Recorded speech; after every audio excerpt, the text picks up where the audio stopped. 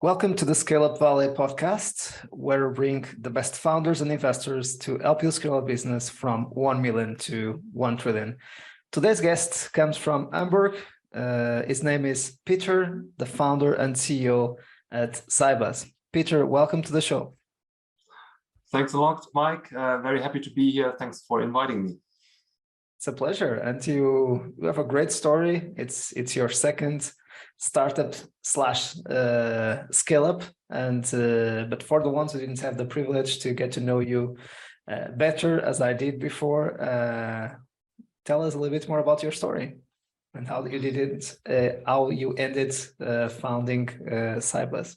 Yeah, okay, that's one of the rare occasions where I can tell the full story. Very excited to do that. Yes. Today, I'm the CEO of Cybus, which is a software company serving industrial clients, enterprise industrial clients, with a software which is very sophisticated for improving operational excellence and smart factories, very industrial.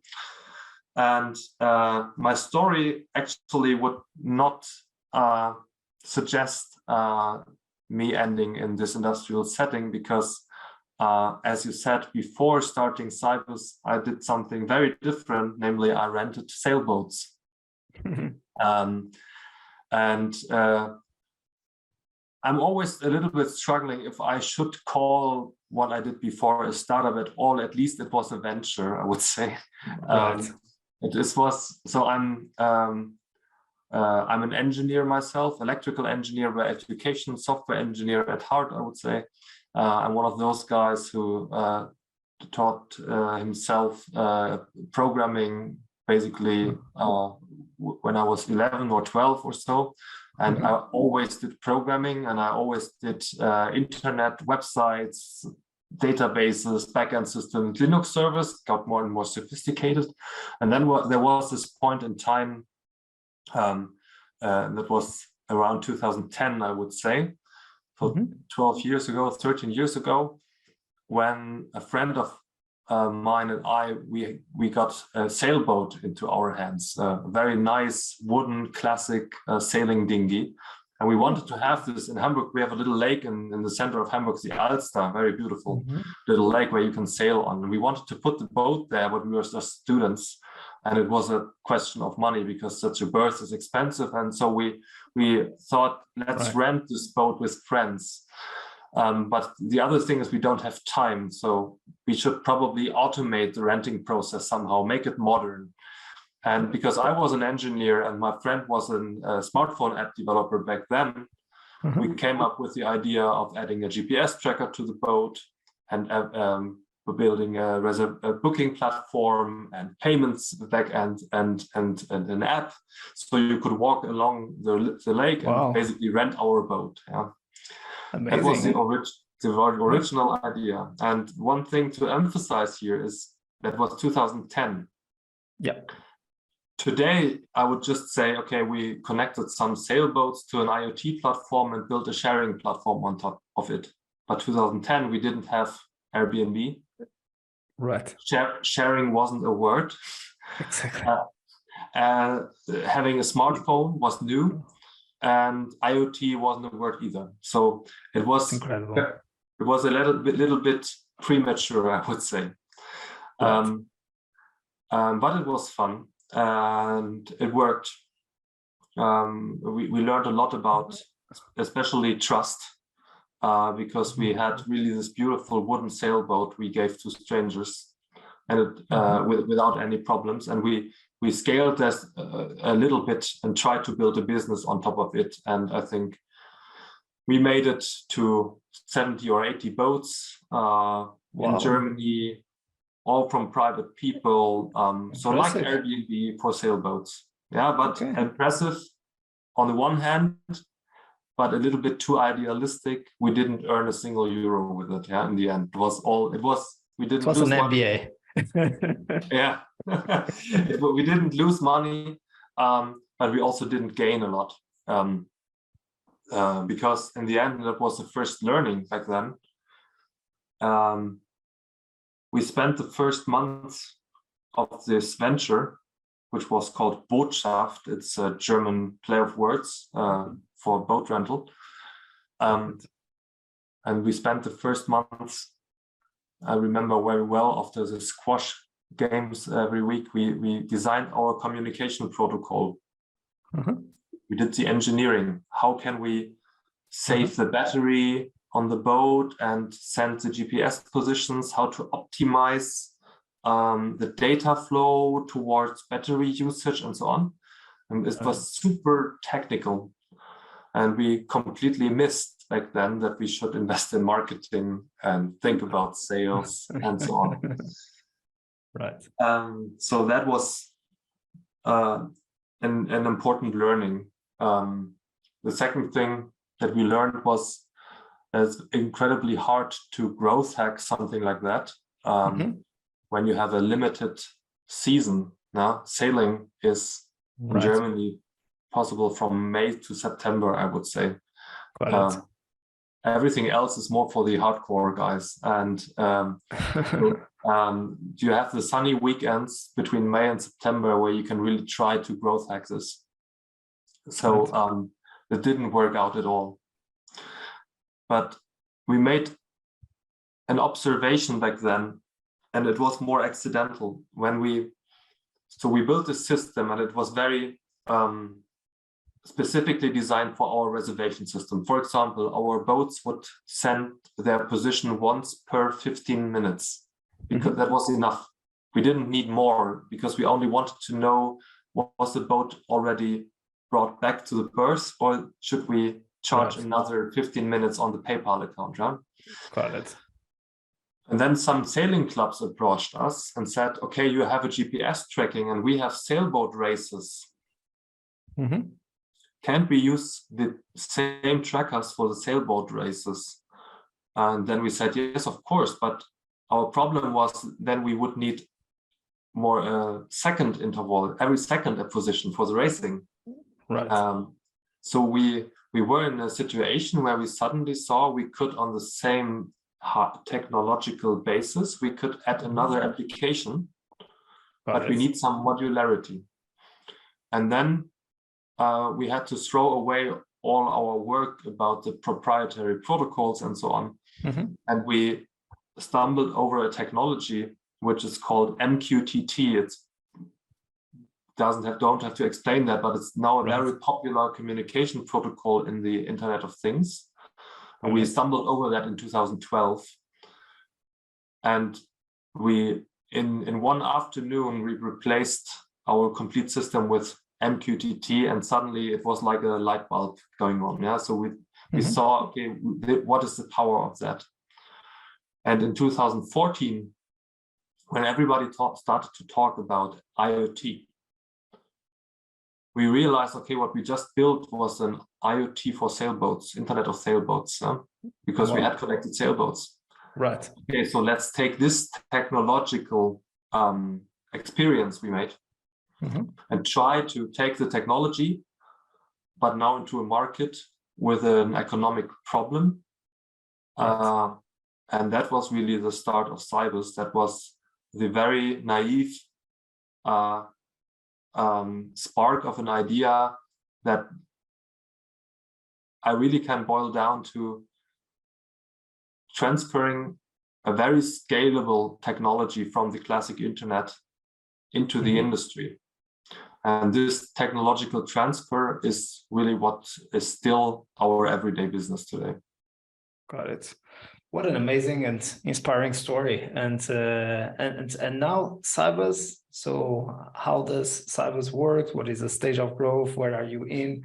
And just to give some context to the audience. So you have been leading that business, the first one that you just explained, the sailboats, from 2011 to 2014, and you started Cybus in 2015, right? Exactly. Yeah. So we started in 2015 with a very simple thought. We thought, okay, IoT, what does it mean? IoT means we need to be able to communicate with things. That's a very simplified way of saying that. We can build business cases on top of that. Right.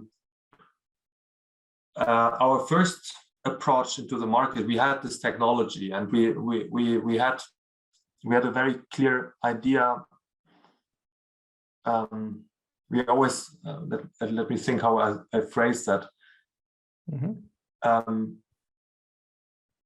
What amazes me about the internet, the classic internet, and also smartphones, for example, that these technologies have reached a maturity and a simplicity that allows everybody to be a creator.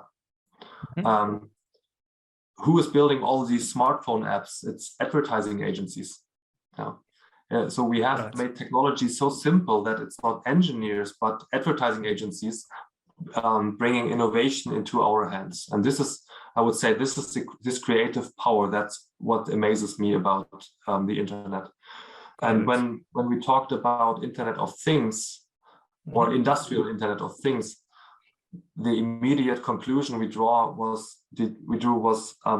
okay, that means we can extend this idea to a world like the industry. And I envision that in a couple, and we are still not there, but in some hopefully near future, I think that every creative person can bring an app to a factory, innovate on data, bring the best energy management, bring the best AI, bring the most intuitive interface to interact with the robot, whatever you want. Got it. This whole creativity of bringing this to the industrial world, that is for me the big promise of smart factories. And but everybody, when I envision all these individual creative app developers, like we call them like this, they will all have a common problem. And this common problem is that the factory does not have an API. It's not that simple. The simple access to data and the simple interface is missing. And so our founding story was, let's give factories an API. Let's make data access so simple that building apps for a factory is as simple as building apps on a smartphone. So that's basically the foundation.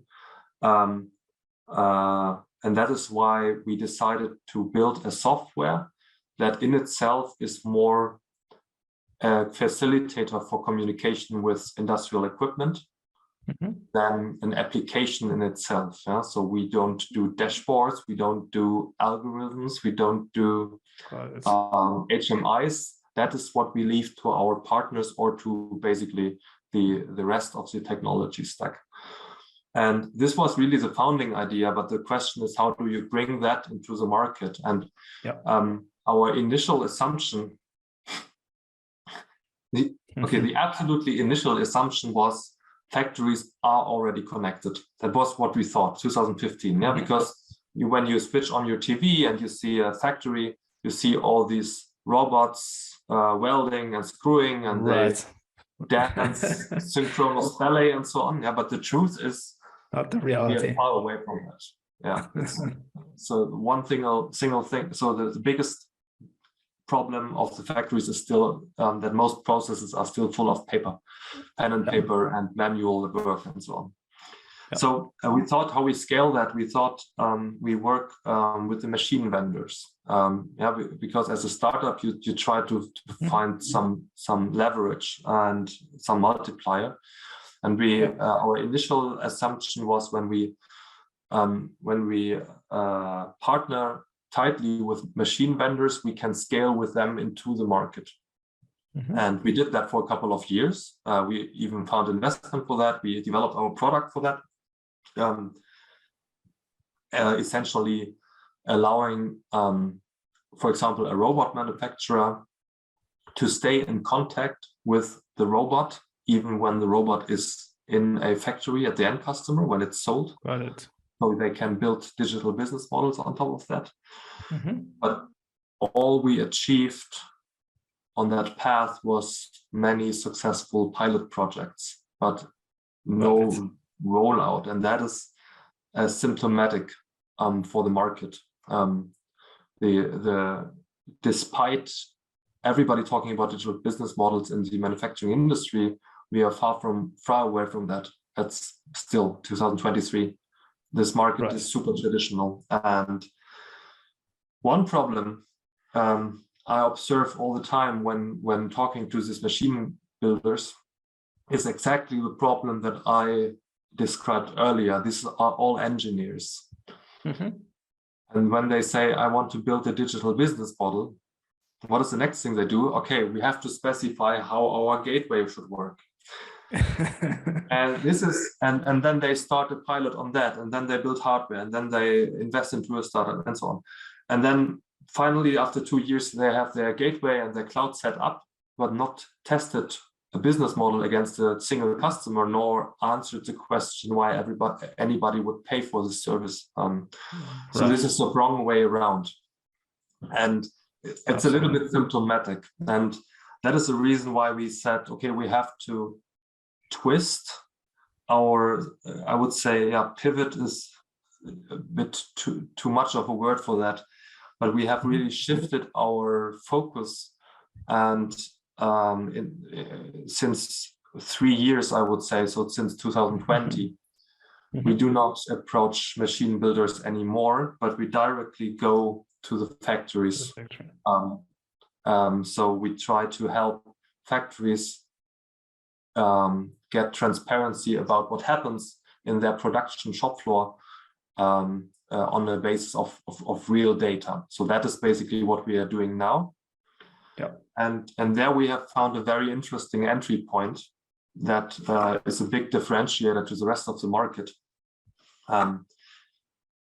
Also, when you go into a factory, you have lots of pilots everywhere. 3D printer here and predictive maintenance use case there. There's a lot going on the innovation side.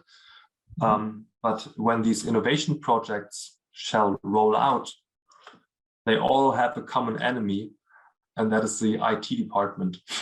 The IT department is the one that says, okay, no, that's not secure. We don't open the firewall. Who shall operate that? Did you think about a maintenance or update concept and so on? So the IT is somehow the evil guy. And we said, okay, but all their concerns are quite valid. Because it's exactly what they say. When you build a pilot, you never deal with security because you want to make this 3D printer work or this AI algorithm. Security is in the way. It's an opportunity cost. And so we said, okay, let's take that as a market entry strategy and target the IT with our product and design a product that helps the IT not being a bottleneck for innovation, but an accelerator. So we have built a product that the CIO will love, that ticks all the boxes, and that can help basically really accelerate the innovation projects from prototype to rollout by a factor of, I don't know, it's impossible to calculate. We have projects that go live from the idea to rollout in 2 weeks. That would otherwise take months. So this is really, and this allows a speed of innovation in an industrial environment, which is actually very, very slow, and very, very, very conservative, I would say. It allows a speed of innovation that almost allows the factory to operate like a software company. They can deploy a process improvement from now to next week, and when it's not paying off, they can take it back. So when you get yourself into a position where changing something in your production process, it doesn't cost a lot, then you can experiment, and that's basically the core value proposition that we are selling now, and that works pretty well, at least for a certain part of the market. incredible the way you are able to explain such incredible, difficult concepts for an audience that, of course, doesn't know deep about the area that you are talking. So great exercise explaining to babies what you guys are delivering for factories, and also a great exercise to understand that sometimes getting to product market fit is a long run, and we are seeing more and more companies who are able to persevere and be resilient before being ready to scale up. So you started it with the machine ventures, you needed to iterate into factories, you needed to understand who were the decision makers, to be able to understand what are their pain points, and to be able to bridge all of that and understand where is the business model that will make the company work, right? And again, that's a search movement that it can take 1 year, 2 years, 5 years, 8 years. It is mainly the if you will give up or not, because you will find out something that works, but maybe you will not have enough time and enough interest or enough will to keep persevering and to keep trying a puzzle that makes the business model work. So amazing in the inspiring story. Yeah, it's also you're always questioning, right? Because in a space like we are, and with the expertise that we have built in our team, with today a team of 50 people. In different areas of the company, of course, but experts in all sorts of right. things, consulting, engineering, IT operations, and so on. Yeah, so we can help customers with a lot of things. That means we could there's a constant possible fallback. We could always pivot to consulting business, and that is a safety net on one hand, because if the business model, which is still a venture, it's still a growth business which needs venture capital to work. Yeah. If that wouldn't work out, we would have the safety net. That's good, but it's also tempting, and because it's much easier to sell, let's say, an 80,000 euro consulting project, right, than selling 800 euro software license. It's really crazy, and finding the right balance, because all the textbooks say startups shouldn't do projects, and also the investors don't want to hear you doing projects, right? Because they want you to scale. But on the other hand, without projects, you lose the proximity to the customers. You don't learn about the actual problems when you, especially in such a complex environment than we are. You have to get somehow into the customer and see it from inside and understand where to develop the product to even better solve the problems the customer has. So really finding this balance, how much project business should you do or not do, that's really something that I found incredibly hard over the last years. And we had really different times. We had times where we were profitable just because we did so much projects. But then again, product development goes into the background. Then it was the other way around, and it's always finding the right balance, keeping an eye on the market, doing projects, but still being a little bit ahead of the customer with the product development, and not losing the growth trajectory, because that's why the investors put their money in that. So that's what I have to balance all the time. Yeah. And of course, I think that part of the story is also we have these buzzwords and everyone telling that, as you were saying in the beginning, that industry 4.0 is the present and the future. And then you have also today the Web3, the blockchain, also a bit the AI that might be incorporated in a horizontal way to all these technologies. But it is important to find a use case, an application, and a business model that works. And being able to manage the right timing to get into the market and understand what is your ideal customer profile, and how to make the business model work. It's a difficult work to do, and Industry 4.0, it's something that we've been leading the company for 80 years, and we've been listening for a very long time. And as you said, there is still so much to do, and sometimes the perception is that everything is automated in factories, that everything works in a robotic way, especially for the ones who are not in the field, who are not in the factories. Where did you land, or where did you find your ICP? Is it more in enterprise companies, SMB companies, any kind of factories? Where do you feel that your product is fitting better with that customer? Yes. So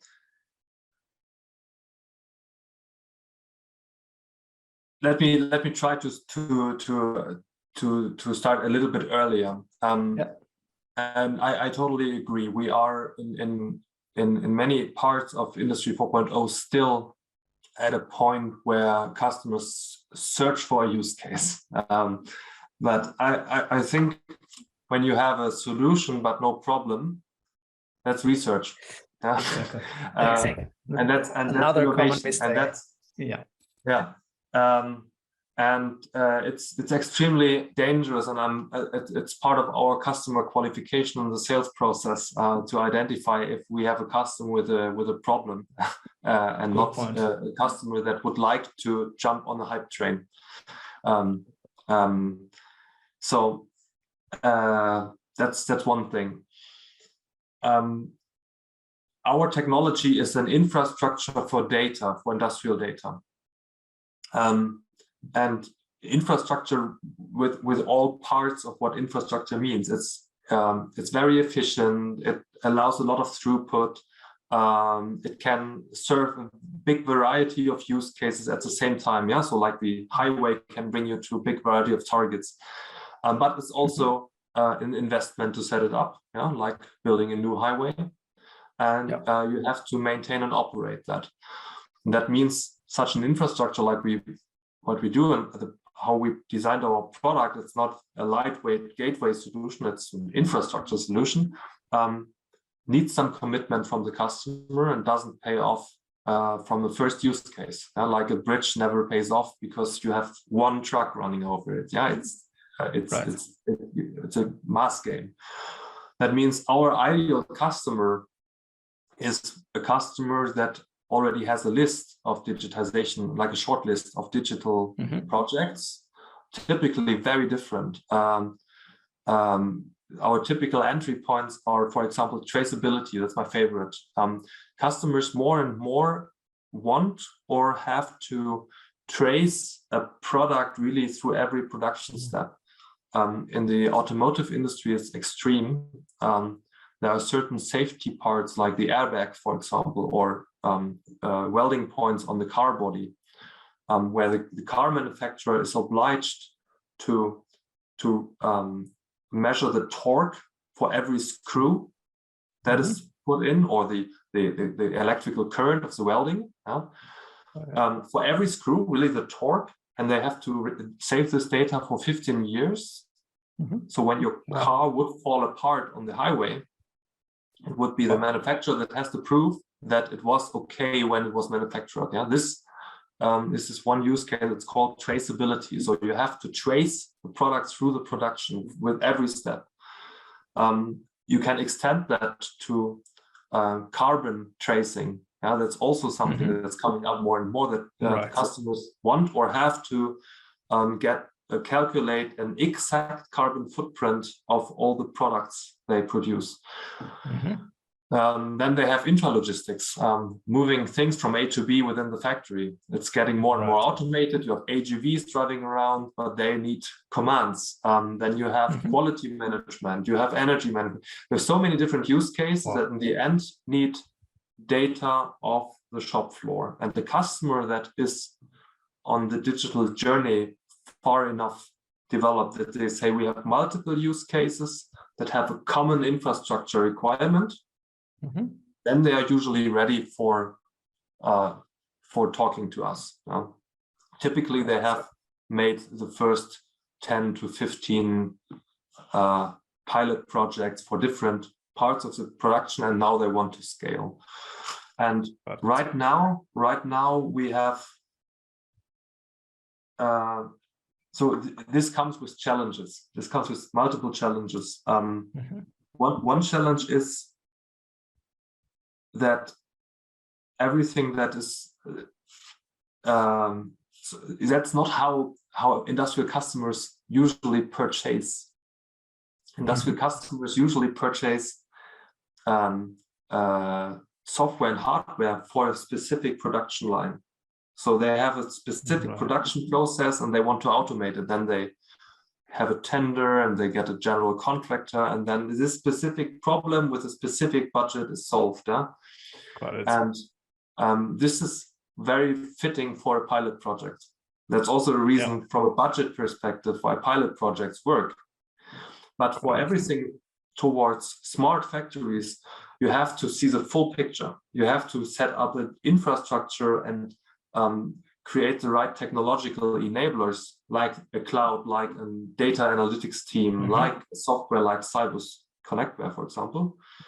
But this is an investment which is really holistic, and many companies don't even have a budget for that yet, or a responsible person, just from an organizational point of view. And that is from my experience now of the last years, that is the biggest impediment of digitization in the industry. Is not the lack of use cases, and it's not the lack of technology nor budget.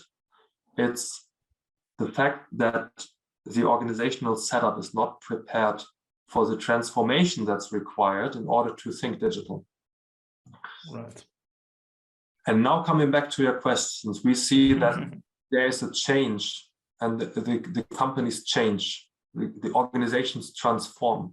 You have there's this Conway's law that says an organizational structure follows the structure of the technological stack, or the other way around. So you need an organizational transformation before you can do a technical transformation. And this happens at the enterprise customers currently, very strong.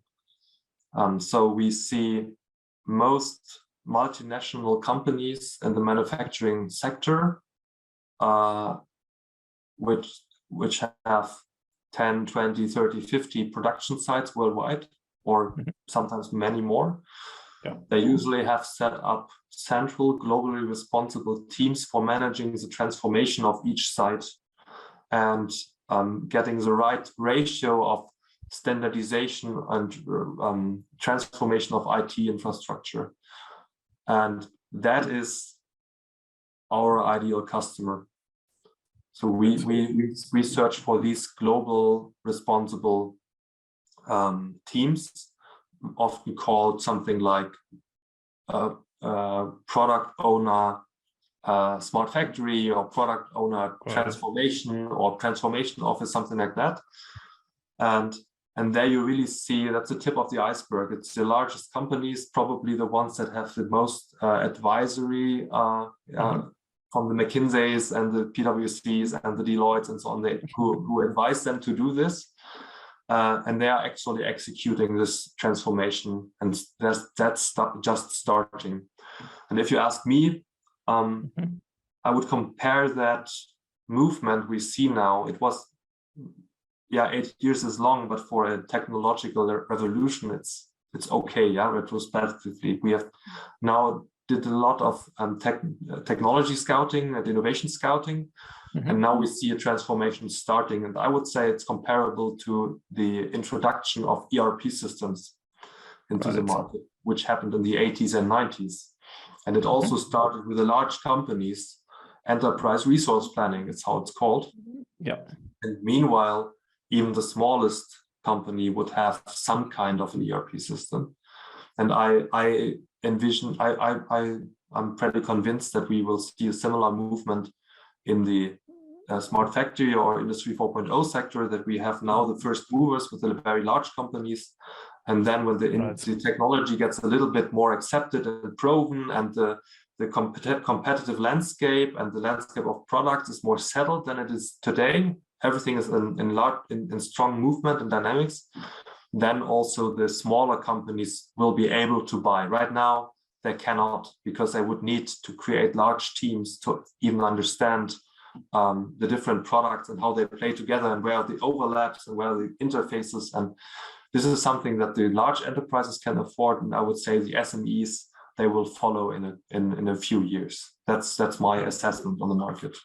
Yeah, that makes a lot of sense. It's much more a movement of moving downstream instead of the typical SaaS company of moving upstream, starting with smaller companies where you are able to easily get in, and then increasing the size of your clients, the size of the tickets you sell. Here it's the opposite. So you need to really be able to serve customers who are able to invest in innovation and then start automating, digitizing, making it super easy to buy and to install, and making it much cheaper to be able to start going downstream.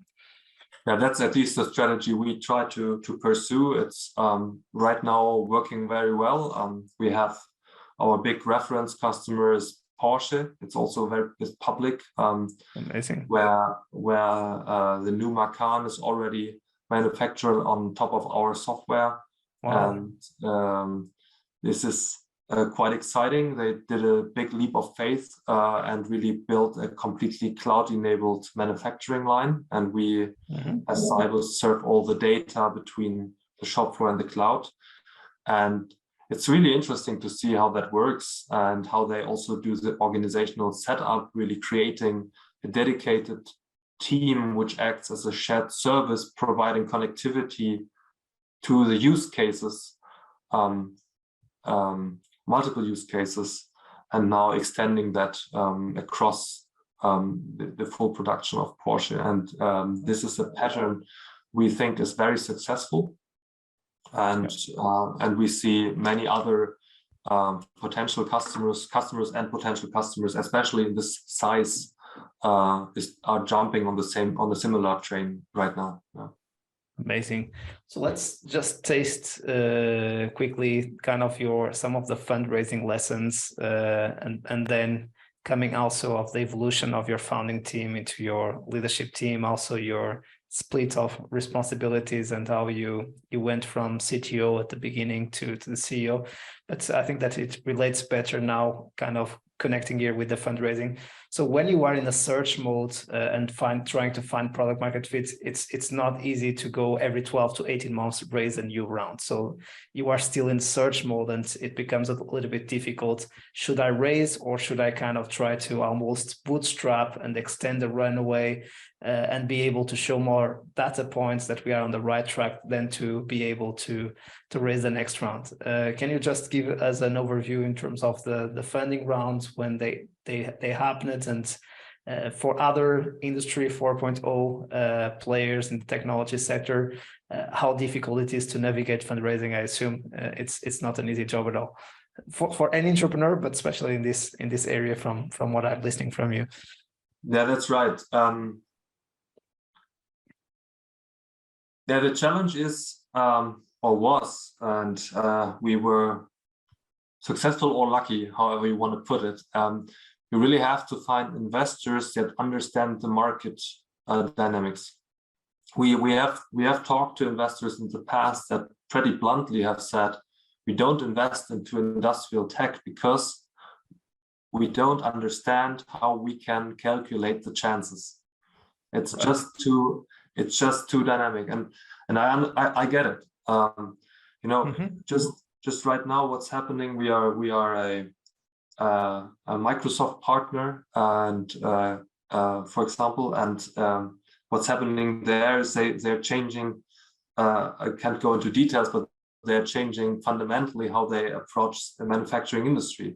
Even a company like Microsoft, because although they have an extremely large market share, the actual rollout to the factories is hard, even for such a large company. It's not a question of funds or company size. It's really the market itself that I'm not even sure that it yet exists. And who is competitor and who is partner? What is the role? Companies like Siemens, for example, that are extremely profitable, struggle to find their position in the architectural stack of the future. And they tried with MindSphere, a cloud offering, and they tried with their automation business and their PLCs and controllers. They tried to get into the market. And even for these companies, it's extremely hard. So how hard must it be for a company like a startup or a scale-up that doesn't even have the background? And so that means you need an investor that really shares the vision. And we have found those investors in the past. First, family offices from the industry. Andreas Vandenberg, it's a small family-owned industrial company from Hamburg, and the owner, Mr. Vandenberg, from the company Vandenberg, he believed in us very early, and he said, "These guys, they have something. I put some money in," and then awesome. So really like an angel, right? And then we got the next bigger round from Schunk, which is the vice president of the VDMA, Henrik Schunk. It's a German machine builders association, I would say. And step by step, we created some, I would say, due to the people that were backing us, we really generated some publicity or some people noticed us, and then it was Robert Gallenberger, who's one of the partners in the MetaWave Ventures. It's a German deep tech venture fund, who very much shares the vision that I told you earlier. So that that the future value will be not by one power application, but more like horizontally platform. Many platform like businesses, even down to the shop floor. And back then, when they invested, we really were struggling. Most investors call our software a middleware. Middleware is something in between. It's something. It's like an adapter, like when you travel, like an adapter for your thing. That's it's a commodity. It's not something where the value is generated. So many VCs told us middleware doesn't earn money, but it was Robert Gallenberger who back then correctly said, but if you are the gatekeeper for the data, and when Cybus is the one that's able to provide data from all the factories that are equipped with our software, then we can be the foundation for even more business, so we can act as a platform in the future. And that's also the direction that our business model will take in a couple of years. So we needed to find this investor with trust and vision, which matches our vision. And at latest last year, when PwC, PricewaterhouseCoopers, led our Series A round, we really cracked through the ice, I would say. And when a company like this, who is an auditor and also has an advisory business, puts their bets on us, that is a lot of credibility. And starting from there, right now you're always in fundraising, right? And I'm right now too. Preparing the B round. I'm preparing the or let's say A+. Let's see if it's a B round. Of course, you have always to navigate a little bit with how easy is it currently to get money. Fundraising market is also getting tough right now. People are getting a little bit more careful. But we can show a pretty impressive pipeline right now. And with Porsche and so on as a reference customers, that really is extremely promising. So suddenly it turned around. Suddenly investors approach us, and suddenly I find myself in investor conversations, and I don't even have a pitch deck ready or anything else. Suddenly I'm under pressure because the investors they also follow, right? So and they see, okay, there's a company that survived long enough.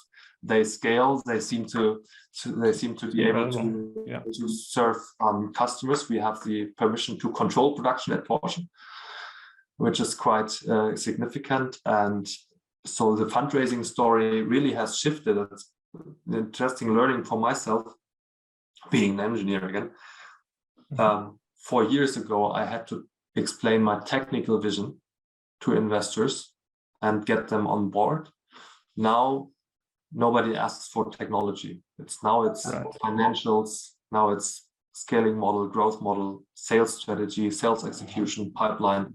So what everybody tells, that the type of investor talks really change perspective from what is your product to how does your sales work. That really is clearly happening. Exactly. Now it's all about the metrics, and the good news is that given your enterprise motion, your average revenue per account has a potential to grow a lot, and you are able to roll out within your existing customers. So which means that you can grow a lot your business without even adding any new customers. So if you are able to do both, it can be explosive growth. Yeah, and of course, we are in a pretty central part of the stack. So we really built the backbone of the smart factory. So that's also quite a high lifetime value when you calculate an investor's metrics. Right. Good point as well. So let's go quickly to also your evolution as a founder. So you started your first company. You have shared already on the show a couple of lessons learned there. Then it evolved to Cybus. You start the company as CTO from 2015 to 20, of course, as co-founder and CTO, or founder and CTO, and then you join, or you shift to the CEO seat in 2020, which was similar to the time when you were explaining the story of Cybus, when you decided to shift from machine vendors to factories, right? So I recognize here a pattern. So how has been this journey for you with a technical background, moving more into a business background and needing to lead the company or the VC-backed business yourself? So we started the company with me and two friends of mine. And the founding team was exactly the same team that ran the boat rental business. It was exactly the same founding team. And yeah, today one of the three founders has left the company. Now is doing something else. Have started something different. Things change. 8 years is a lot of time. Of course. Sometimes you change your path, and my third co-founder, who is still in the company, I always have to explain it, and I'm a little bit surprised why. We started the company with 3 people, and then, okay, you look three young guys, in their mid-20s, look each other in the eyes and say, okay, now we started the company, we are 3 founders. Okay, so now we are 3 managing directors. And then there comes a time where the first time you have to fill in a form and say, okay, he's CEO, he's CTO, he is whatever, CPO also. Right. So it's somehow, there's this first time where you question who has which role. And for me, it was very clear CTO, because I'm a software architect. That's it's really my passion. Pierre was the CEO. Pierre was the CEO,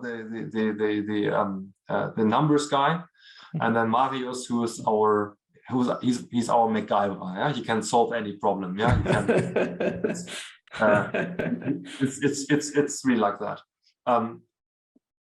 But it's not naturally given that only because you are 3 friends founding a company, it should be those 3 guys in the managing role, or they want it even. Yeah? And Marius, for example, the MacGyver, he pretty clearly said, I don't want to be a people leader. I don't want to be C-level. I don't want to have strategic responsibility. I want to solve problems at the customer. So he's at front row. And so he voluntarily stepped down from the managing position, even from team lead, and is now the guy that you want when something doesn't work, because he's the best. Amazing. And that is an interesting pairing. Yeah, he was my best man. I was his best man at the weddings, and so we are very close, but operate at very different ends of the company. And I think I was not a good CTO. I think I have made many good architectural decisions, and I have a very good gut feeling for software and architectures and technologies. We have made a couple of very good decisions, but for being a very good CTO, you have to build a great engineering team and lead that and make that very efficient. And I didn't have that experience. Yeah, just because I'm a talented software architect, I don't automatically have the experience to build a great engineering team. And that is something where I'm very glad I have just onboarded a new CTO last year, 6 months ago or so, Jasmine. And he's that guy. He's that engineering leader with everything it needs to build and lead such a great engineering team. And I'm looking at him and say, okay, that is what I was missing. So I'm very happy to have left this role. And this people told me I have a talent talking and leading conversations and so on. And from that, somehow I got into more and more conversations with the investors, with the customers, and so on, and found interest in this the CEO role, and it felt quite natural. And it's now 2 years. The first thing I did when I took over the role was I hired a coach and asked, what is a CEO doing? Yeah, I'm sitting in front of a white sheet of paper and suddenly nobody's telling me what my tasks are. And we worked it out pretty well. And his answer was straight to the point.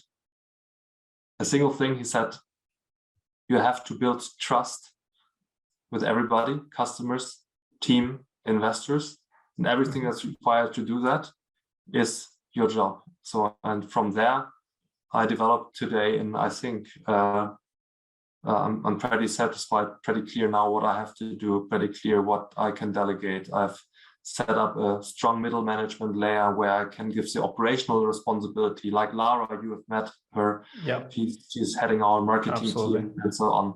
So I'm giving a lot of trust in people, yeah, that's how Cybus works today. Amazing. So amazing story, amazing evolution, and love the fact of a lot of things that you shared here, but the self-awareness of being able to understand that we are much more an expert than a leader, and moving into a position of strength and not having any issues, that you still are a founder and you can be playing another position. It don't need to be an executive position, and also on your side to have the humility to ask for help for your new role, and then to feel comfortable now in your new role, and then making the difference for the company and leading it very well. So awesome. Let's go into the final segment of the show, and time is flying. It's incredible when we are having great conversations. So I ask you a quick question, you give me a brief answer. So let's go for the first one. If you would have the opportunity to have a coffee with yourself in 2015 at the beginning of Cybus, what advice would you offer to your younger self? I would advise my younger self to get help earlier, to ask for advice and ask questions. My younger self tried to do everything on his own. Meanwhile, I'm much more humble on that. Awesome. And what are you the most proud of on your journey so far? Most proud I am about the fact that I'm usually brutally honest to myself and to everybody else, and I don't oversell, and I'm very transparent with everything, also with the numbers for the team, and with everything I don't know. And we've come this far on a path of honesty, and that's something that makes me very proud because it feels really good. Trust. Worst advice ever received? Introduce OKRs. Okay.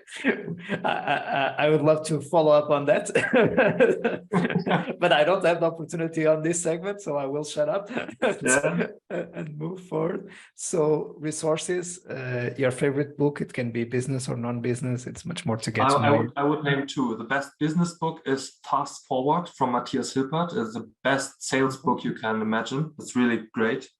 And the best non-business book is Taking on the World from Alan MacArthur. It's a biography of a British young sailor who sailed alone around the world. And her motto was, go for it. And I like that. Amazing. Favorite movie or series, as you wish? It's The Pursuit of Happiness, because that's a movie about persistence and success in the end. Amazing. And finally, your favorite podcast, excluding this one? I cannot name a favorite podcast. I don't listen to many, but I have a YouTube series, and that is a woodworking series about rebuilding Tally Ho. It's a 110-year wooden sailboat, and this is really good for thinking about something else. It helps. I'm listening more and more this from founders that sometimes we need to disconnect and listen about another thing. Also, to avoid burnouts and being always on, it is really important to occupy our minds to other things outside of business. Peter, it has been a pleasure to have you on the show. I wish you all the best for the future, and you are always invited to come back to share the next chapters. Thanks a lot, Mike. Thanks for having me. It was a great conversation. Likewise, and to our community, thanks for being there. We keep bringing you the best of the best to help you scale our business from 1 million to 1 trillion. See you soon, and keep scaling.